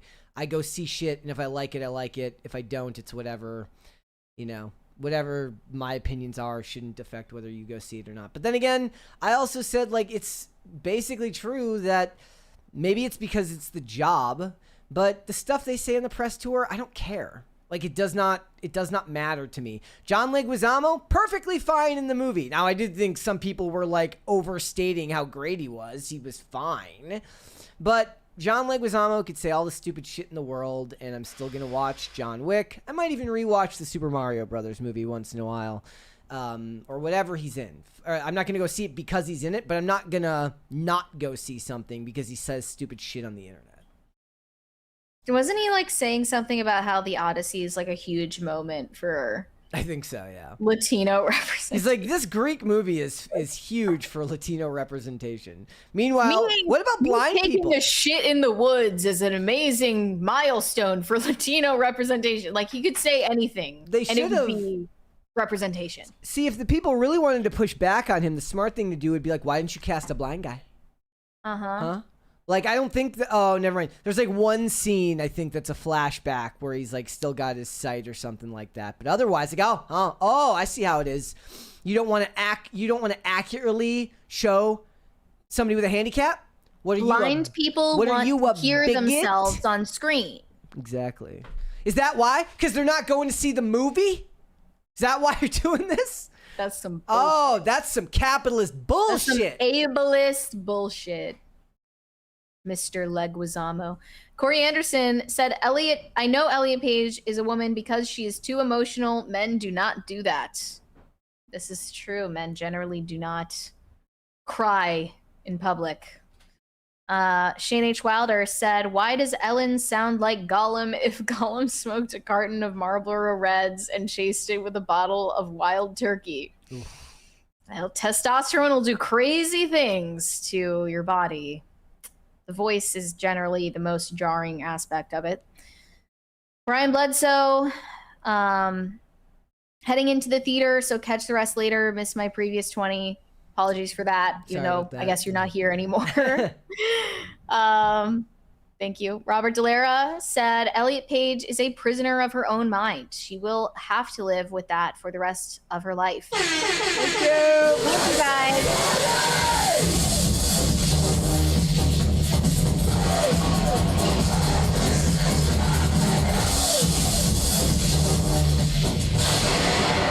When we started the stream, it was a beautiful sunny day outside, and now not so much. Looks like a storm is a brewing. Yeah. But as for Elliot Page, I don't want people to say that it can ever be over or like all hope is lost for someone, even in her situation. If she really wanted to come to terms with her own identity and resolve her issues, it is still a possibility. We've got a 20 here from Mike 410. Says, I'm not seeing that abortion of a movie because they're literally pillaging our oldest stories meant to convey messages through time itself for agendas and award requirements. It's about principle, not what the internet says. Well, the thing is, even if you're boycotting it, I'm sure you understand that is not going to have any effect on the way that this industry works, the fact that it's going to be profitable nonetheless. I don't know so maybe not in the specific example of a Christopher Nolan movie that might be true, but in general, it may not have large scale effects, but there's a reason why Disney has shifted course in the last couple of years, because people have chosen to stay home. Now, Christopher Nolan might be that rare director who can kind of get around that because his name carries a lot of weight, but that doesn't last forever, as Steven Spielberg in Disclosure Day kind of proves. Like, you don't bat 1,000, and eventually people will tune out if you have enough losers in a row. And I liked Oppenheimer, and I thought Tenet was fine. I said in my review, I said I'd rather rewatch Tenet than rewatch this movie, just me personally. But eventually, people stop showing up if you do bad enough over time. Now, I'm not saying that's what the case is here, but it does eventually have an effect. It's just not going to be immediately felt.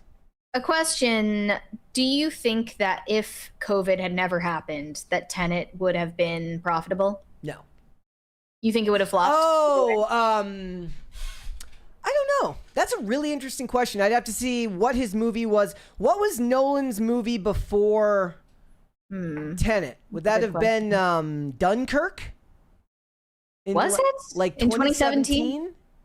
Wait, Nolan would have had to have been, right? Before Tenet. Yeah, it was Dunkirk. And then prior to Dunkirk, it was Interstellar. Can you look up what the budget was on Tenet? Like, if it was Tenet, if it was over 200 million, I don't know, man. Like, I don't know. What was? Does anybody know what the final box office was for Dunkirk? It says Tenet cost $205 million, making it the most expensive original project of his career at the time. And with marketing costs, it would probably cost the studio somewhere between $300 and $370 million total. I wonder what the box office for Dunkirk was. Let's see. That would have been... Okay, Dunkirk was made on a budget of 100 to 150 million, and it earned 528. I bet you Tenet would have ended in the 6s. What did it finish with? Oh, Tenet ended up making like 365. I bet you it would have ended in the 6s or the low 7s. Yeah, it probably wouldn't have been a smash. Yeah. Burned Oils said, your segment about Ellen Page was great. Smiley face. Thank you. Manic Attack said, another clavicular aura shatter. That even spiked my cortisol. In the chat, Noah's giving me shit. He's like, you think you could do better? I'm like, no, but I definitely wouldn't film it. Better than what? Than clavicular. Oh, then clavicular. Yeah, I was like, no, but I'm also not stupid enough to film it or have a humiliation fetish to film it and put it on the internet. I unironically think Brett probably could riz better than Clav, at least based on what we saw in those clips. I almost think like he Anything actually would be better than that. I bet you he actually does well and purposely posts those ones because he knows they go viral. Yeah, probably, but. Still, it's not doing great PR for looks maxing. If that's the ideology he's selling, it clearly doesn't work in real life. You would think he would want some examples of it like actually working. Right. I don't know. But at this point, he could just like fake it. He could just pay an influencer to fake it. None of it is real anyways. Yeah. Robert Delara said, one could only imagine if the Billy Bob Thornton Angelina Jolie relationship would have lasted. It is safe to say Billy Bob safely escaped. Yeah, it's the crazy hot scale every time. Katie said, poor Brad Pitt. I lost an abusive dad 3 years ago. I would never change my last name due to that. I do still love him. My parents hated each other. Well, I guess we don't really know how the kids feel behind the scenes, but yeah, it appears their relationships with him are not going to be repaired anytime soon. Shane H. Wilder said, this chick got Lorena Bobbitt unalive you in your sleep because you did something wrong in a dream. SSRIs. Yeah, that still that you paused on that video, Brett, was crazy. Yeah. Marcus on Rumble says that he apparently does post the clips working, but he breaks up with them. Maybe these French women are just particularly about it, and they're up on the goss, and they're like, "Oh, I'm not doing this. I know this guy's gonna just leave me." Maybe they just have higher standards than hoes at higher standards than come with us and maybe you'll have a good time. Higher standards than I have candy in my van. Like, literally, trust me. That's what he hit him with. He's like, you should just get in my car, stranger. We're going somewhere with free candy. Get in my unmarked van. Oh, I don't know why my van doesn't have a license plate. It's weird. I got it off the lot this way. Corey Anderson said, is Mary a Disney adult now, or is this a honeymoon? Neither of those things. I'm not such a chud that I would absolutely refuse to go to Disney just on principle of like being like, fuck Disney. Like, I'm sure it's fun, for what it is, as long as you're not obsessed and going into debt. Well, we're now in a world where you have to swear off all of it and not interact with any of it. Or if you do interact with it, you have to like it 100% of the time. And make it your whole personality. And speak nothing but praise and make it your whole personality. Ironically enough, as a way of getting back at the people on the other side who tell you that you can't interact with it at all because it's all evil. Yeah, I'm going to take a picture with Mickey or whatever they do there. I mostly want to drink around the world, though. That seems fun. I'm going to be like James Charles. I'll be like, it's a whiskey, cream soda, okay. There was a couple coming into the movie theater last night when I was getting there, filming it on their phone, like they were gonna make on the way to see. I'm assuming they were you in the background of their? I think I stayed in the foreground because I held the door for them. Oh my gosh! And they didn't even say thank you. He said thank you.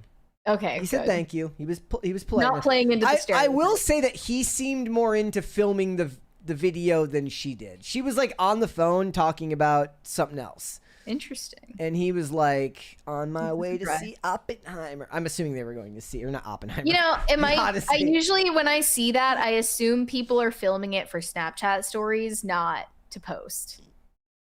He had the camera open, not an app, so. Oh, okay. He's going back later to edit that. We have to go look it up, like #warehouse, and see if anything comes up.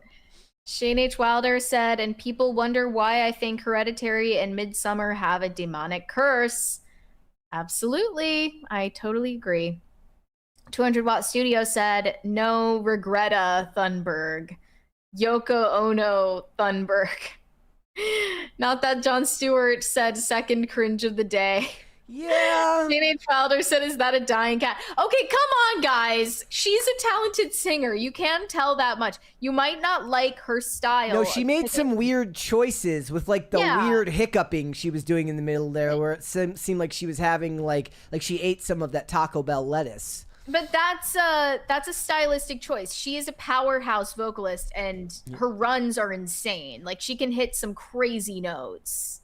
She's a trained singer. I mean, her mom's an opera singer. She's definitely talented. Just maybe not to your taste.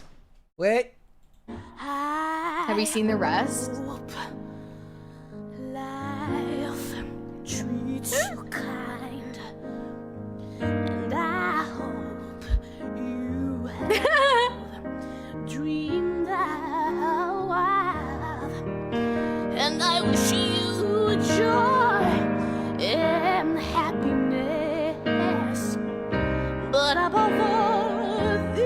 Okay, I can't do anymore. This is not worth the copyright claim. I love that she's singing it to a completely empty theater too, and like pointing at the fake audience members. The first thing I thought was like, it just kind of hits different knowing she's an independent artist. Because does that mean that she like booked the auditorium herself? Well, she is a nepo baby. Okay. So probably. Robert Delera said, "What is in the drinking water at the Thunberg household? Sounds like they need to be fitted for straitjackets." She's a little unhinged, but sort of in a way that I appreciate, like Amanda Bynes. Like looking at Amanda Bynes' Instagram posts makes me feel like it's kind of comforting how unaware she is of like how weird she comes across to people. I mean, but that's what Britney Spears is like now. But that's just kind of, yeah. Beanie in the chat says she has the pipes, just trying too hard to be unique. Amanda Bynes recently unveiled her new line of handmade purses on Instagram, and they are unique. Anyway, so when she was showing off the designs, it was so weird because like the camera wasn't even in front of her. It was like 10 feet away at an angle, and she was like cropped out of the shot and like being like, so like this phone is the bag. She's like, so this one is it's like a faux fur orange with tinsel, and I really like this one. And I was just like, you go, girl. Like, people will buy that shit because you're an icon. Shane H. Wilder said, I was only in the outskirts of the storm, but I had to cover it from 2 to 11 yesterday. Well, I'm glad you weren't in the center of all that stuff. Yep. Drummer said a internet show first stream was great, but too short. A lot of people said that. We could start earlier next time if we want like a 2-hour stream instead. Anonymous said Mary will sneak an entire meal into a movie theater but freaks out at us for having a snack on an airplane. Duality. That's a fair critique. I contain multitudes. Yes. Okay. That's just I'm a complex tortured genius. That is your version of if you can't handle me at my worst, you don't deserve me at my best. Yes. And you know what's also different about it? Like the thrill of breaking the rules. On an airplane, if they hand you the snack, obviously you're supposed to take it. You sneak food into the movie theater. That makes it taste even better. Do you try to sneak in liquids above the like the federal airline guidelines into on your flights? No. Never done that. It wouldn't work anyway, but I am a rule breaker. If I think a rule is stupid, I will find a way to break it. That's just who I am. Shane H. Wilder said, remember next Friday is 1100. This is true. We should probably start earlier then. Yes, we can start at or we could go later if you want to do that too. I mean, I always like going later because it's better to start at the regular time so that everybody knows what's going on. We should probably go later then. Okay, we'll do 3 to 6. Yeah. Okay. Pop Culture Junkie said, best mid-priced ale and compass at Disney's Yacht Club Resort at Animal Kingdom Villas. New England seafood comfort food. Has good Yelp reviews, too. I'm not going to have enough stomachs for this. Yeah. Pop Culture Junkie. This sounds like a journey I am not prepared for. I'm not exactly a foodie. I know it might surprise some of you. Pop Culture like Junkie. A homeless person. Pop Culture Junkie should write a book. He really should. I want to read your memoir. 200 Watt Studio said she missed the one note that said stop singing. Whatever, guys. You're just haters. I think one of my favorite like metas on Instagram is like from like creatives who make the videos where it's like when you're filming the worst rap song the worst rap video you've ever made, but the guy's check clears. I see a lot of those like bits where they're in the studio and like this guy paid $600 for studio time. Okay, I'm gonna send you the link to her purse line video because it was just like too perfect. I have to show this to everyone. Yeah. Okay, that's the Instagram link I just sent you. I'm gonna show off some of my bags that I am working on. This is a blue faux fur bag. This one is. She's either got the highest ceilings that's ever been ceilinged before, or she needs to reframe this shot. Still in production. So funny to me. We are gonna put like she doesn't even care about showing anyone the bag. Pulls a bag closure in the center so things don't fall out of your bag. And then here, let's see here, we have a orange one that is super fun. Like, girl, the camera's over here. Get over here. We're over here. It's an actor without a director, so just, you know. Well as this one here, which is my personal. It says you're always rocking cute shoes. How do you know? Her feet are cut off because the shot is framed poorly.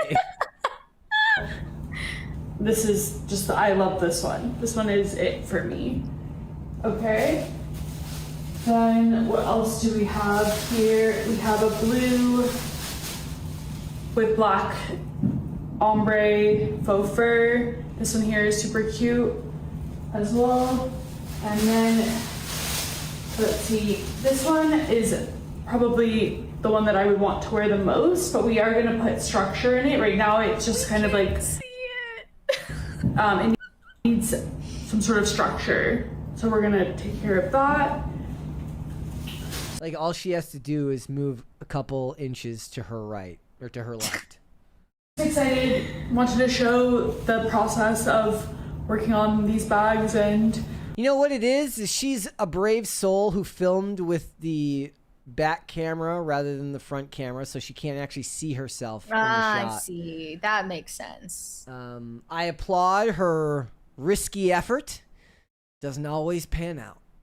She's an entrepreneur. She is. You know? But what I don't understand is, like, you watched the video after recording it, right? And, like, you still posted it. Whatever. I like that she's not concerned with, like, aesthetics and, like, being, you know, I don't know, marketable. Yes. Like, I think that's cool, kind of. Yeah. Pop Culture Junkie said, for Drink Around the World Epcot crawl, best spot, Rose and Crown Pub has Smithwick's on tap. Is that a beer? If it's a beer, I'm not interested. 200 Watt Studio said, tortured genius. What about the tortured crowd? There was no crowd in that video. Who's getting tortured? I'm confused.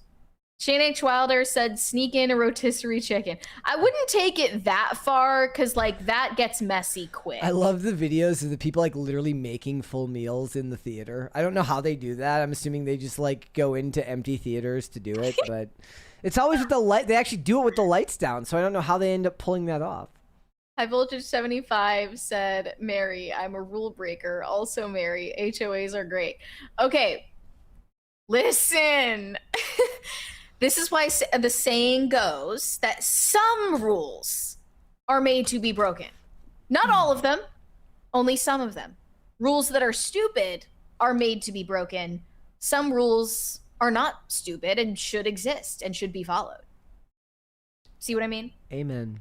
But I am obviously the ultimate arbiter of which rules are stupid and which are not. Exactly. Obviously.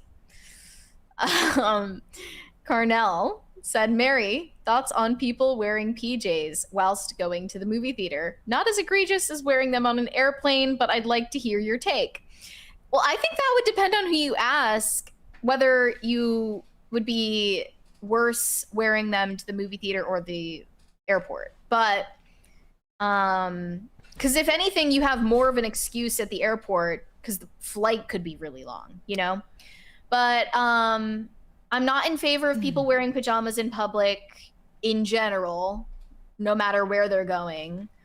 But I also, like, I sympathize with the people who defiantly wear their pajamas at the airport because it's like, well, I'm getting treated like a piece of shit regardless, so I might as well just lean into it.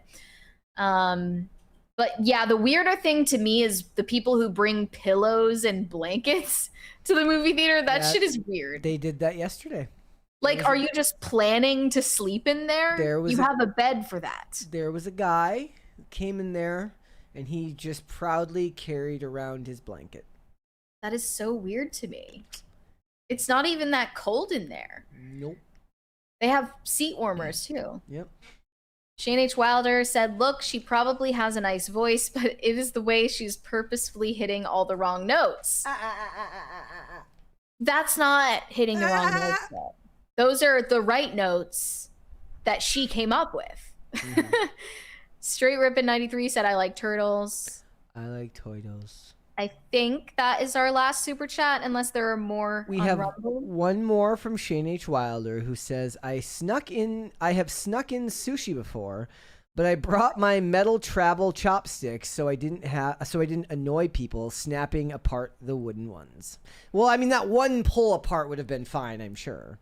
Yeah, but what I did that one time with the plastic containers. Yeah, that you were extra that day. That was because they come with those like the zip closures, so you have to just rip the Band-Aid, you know. And I was like, maybe if I go slower, it'll be quiet. No, it like I should have just gone for it. Yep.